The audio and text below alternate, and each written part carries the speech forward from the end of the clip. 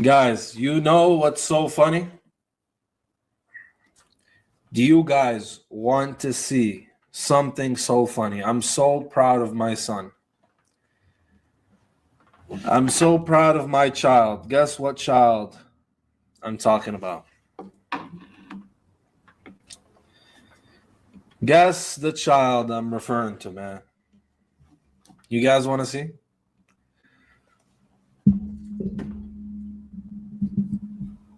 I have a begotten son. That's right. That is correct.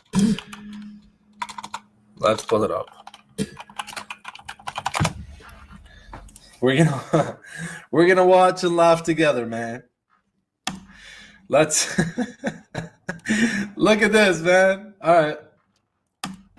Of course. Now, yeah, that's a good one. The Muslim might try to bring up, the Gospel of Thomas or the Gospel of Barnabas or something like that. Yeah, you guys have heard this stuff, right? Isn't it crazy? Oh, Q. Oh, we'll talk about Q in a second. Oh, Q is fun. Q is their new thing, thanks to what is it? Flopodox Muslim, the Orthodox Muslim, Flippiano.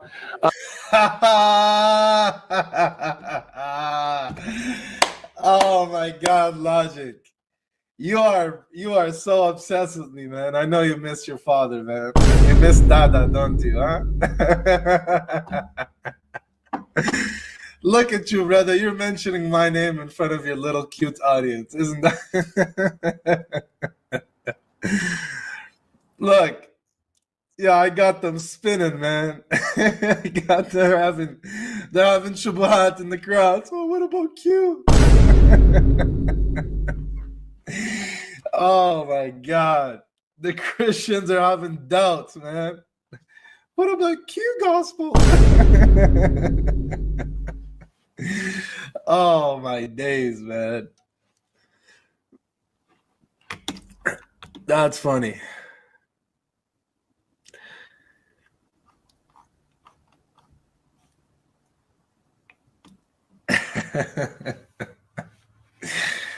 Oh man, let's see what he says.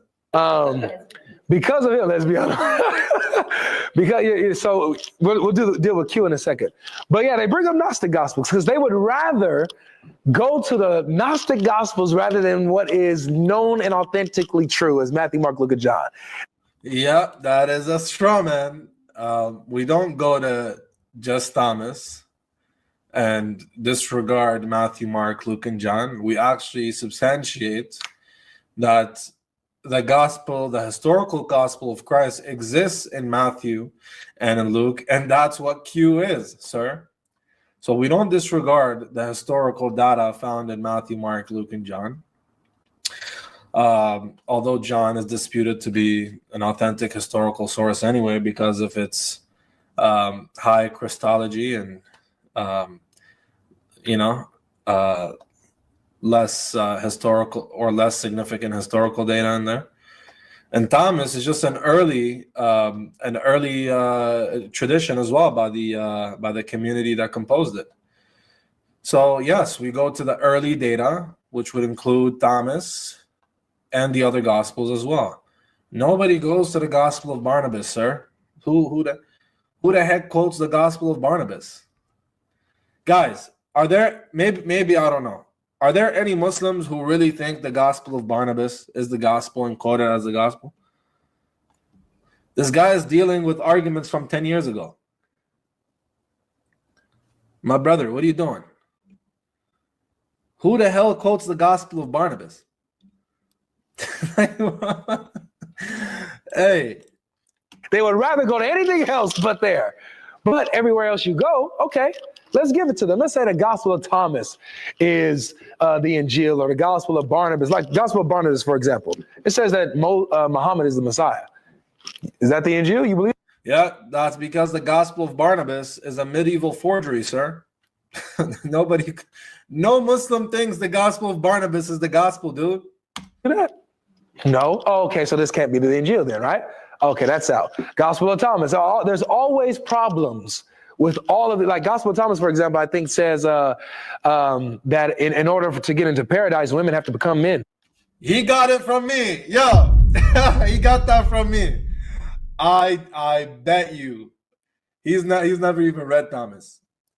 He got that from me. He got doubts from my video. Wait a minute. Spiritual perfection was exclusively masculine. Saint Jerome carried this idea further. As long as a woman is for birth and children, she is different from man as body is from soul.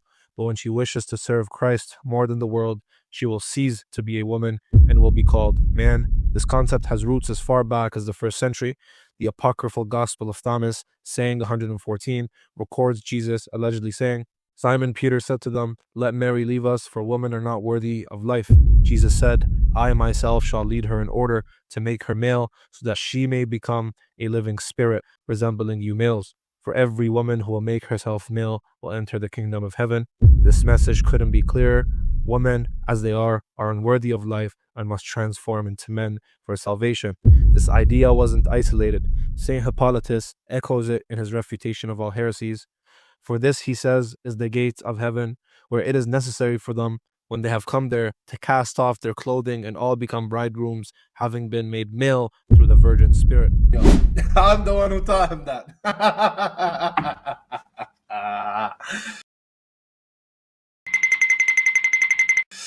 Hey, Avery, man, you learning from me, man. That's cute, man. That's cute. That's cute. But also, just because there are problematic sayings or logia in the Gospel of Thomas, it doesn't mean that the Gospel of Thomas doesn't portray early information about the historical Christ. When somebody says that the Gospel of Thomas is evidence for the Gospel or the Injil, it doesn't mean that all the sayings in the Gospel of Thomas are revealed. No, that doesn't follow at all. Rather, we make a cumulative historical case based on the best available data that we have, the earliest data, using the historical critical method. You know, to get into paradise. Beautiful. And by the way, he has a problem with the Gospel of Thomas saying that woman must become men to enter paradise. That's what the church fathers say. I have a whole video on this. If you scroll back to my animated videos that I started off with, I have a whole video on 5-6 early prominent church fathers who say that in order to enter paradise, you must become a man, spiritually, that is. Not that you're going to become transgender, but spiritually, the man is seen as the one who is upright, the one who's obedient. The woman, because this is the story from Adam and Eve in Genesis, the woman is seen as the crooked one spiritually, the one who followed the devil. And so in order to enter paradise, according to these early fathers, you must become a spiritual man. And that's likely what the Gospel of Thomas is portraying here. So again, you shouldn't have a problem with this because your early tradition is filled with stuff like that, sir. Oh boy, this is bad. That sounds like Islam to me, huh? You know. Funny, man. No. Islam, they like a lot of them virgins, man. They they like a lot of them virgins, just like Moses and his army in the book of Numbers, chapter 31, verse 17 and 18, when they touched the virgins. So cringe, bro. Dude, you're cheesy as hell. I'm not gonna lie. So, like, you cringe, brother. they need their women's. But this is what we have. So when it comes to the Gnostic Gospels, they always have there's a problem wherever they go. If they want to say that that's the Injil, fine, we'll use that. But it contradicts Islam. You know, they're in trouble. Now they try to say Q. Let's see what he's going to say about Q. Gospel. It might be the Injil. This is like a new, every season, you know, Muslims have their new argument, you know. They have their way to... Q has been around for as far as I could remember. It's just more in the academic field, right? Muslims that are more into the academia of the New Testament have known about it, but Q has been around. It's not a new phenomena. Scholars have posited the existence of Q since the 1800s. Try to get around this stuff. And then now they're starting to say Q. So what Q gospel is, guys, it's a theory. It's not real. There's not a single manuscript that exists. Okay, the Gospel of Thomas, we didn't have any manuscript of it before the Nag Hammadi collection in the 1900s. Does that mean that the Gospel of Thomas is not real? Goofy. You're so goofy. It's funny. You're so cute. Look at you. You're trying to disprove me, but you can't. You're such a goofball. As the scholars of Q and as Dr. John Kloppenberg have said, Q is not just a conspiracy theory that scholars woke up one day and have posited. Q is posited from logical necessity, from something called the synoptic problem. There's a literary dependence between Matthew, Mark, and Luke, and this literary dependence posits a two-source hypothesis. Mark being one source, the other being a saying source that has the name of Q or Quell or Quella in German, which means source. Goofy, goofball. All right, let's keep going. But it's a theory. It's an idea. It's a theory. It's an idea that every single academic scholar has posited to be a fact. That academia is in consensus over, that it's posited and presupposed. Yeah, it's just a theory. Only a few scholars deny the two-source hypothesis. That's it. That's it. Oh, it's just a theory. He's undermining it, not knowing that the overwhelming consensus posits Q and presupposes the existence of Q. Why? Because of its logical necessity. It's the idea that Matthew and Luke, they got their source from Mark. They're basically copying Mark's gospel, right? And so, however, there's parts of Matthew and Luke that they have together that Mark doesn't have. So they're saying that Matthew and Luke are using another early source other than Mark. And so where Matthew and Luke agree, when they have the same story or the same sayings of Jesus that Mark doesn't have, they'll call that Q gospel. Make sense so far?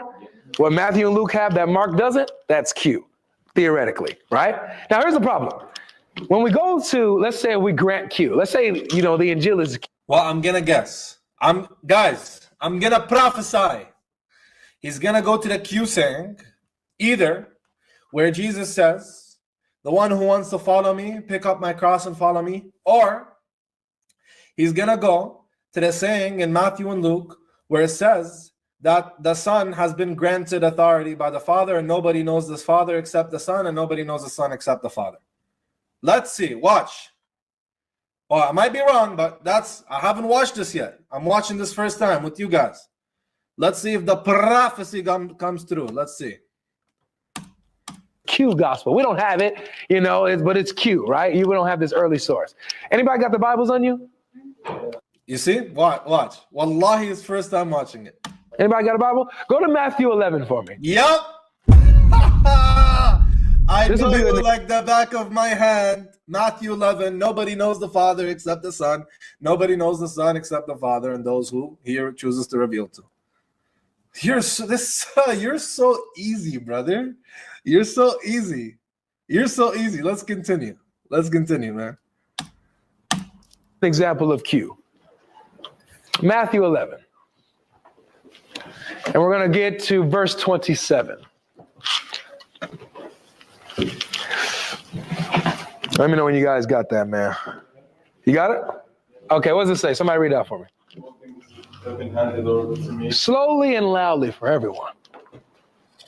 The Father has granted all things to the Son. Nobody knows the Father except the Son. Watch. All things have been handed over to me by my Father. Stop there. No, don't stop there, Avery. Avery, don't take out of context, Habibi, please.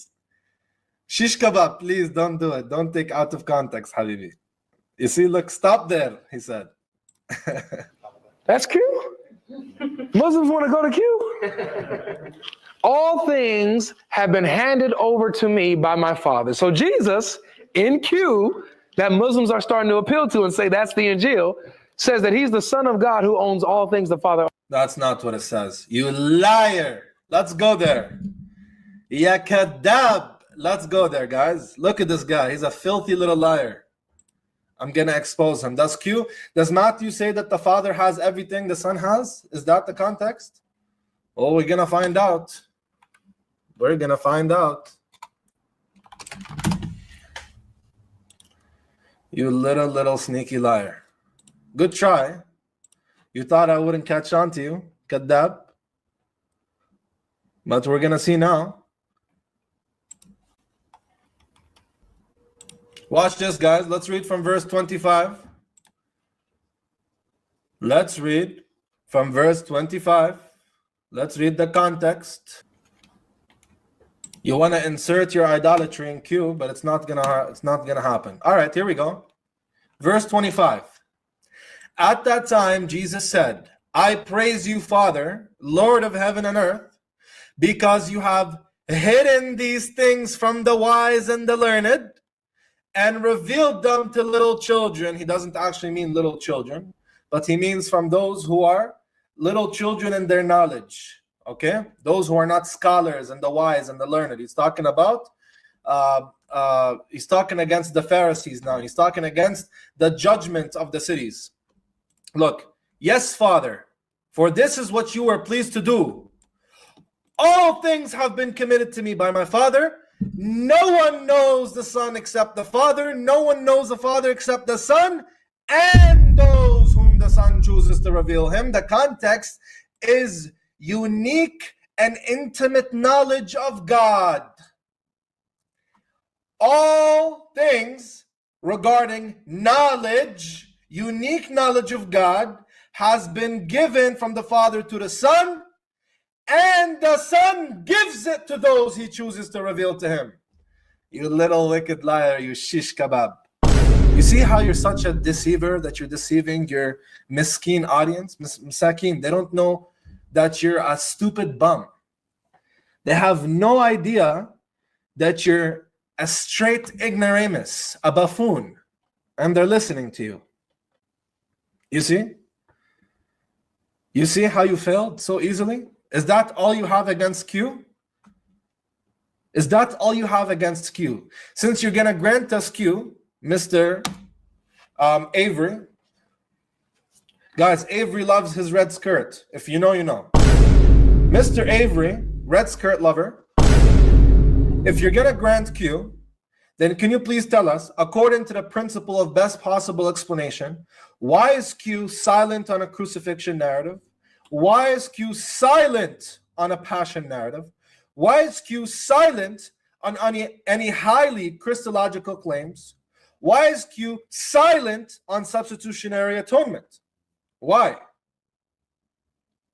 If Q is earlier or as early as Mark and composed, according to scholars, by a Galilean Jewish Christian community, then why is it free of substitutionary atonement, free of semi-divine claims, and free of a passion narrative? You won't find it.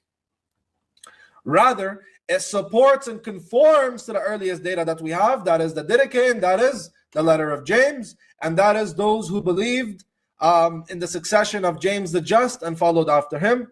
And this data confirms to us the historical Christ, preached the kingdom of God to come, did wonders, signs, and miracles, claimed to be a Messiah and a prophet, and did not preach substitutionary atonement. That's all you have.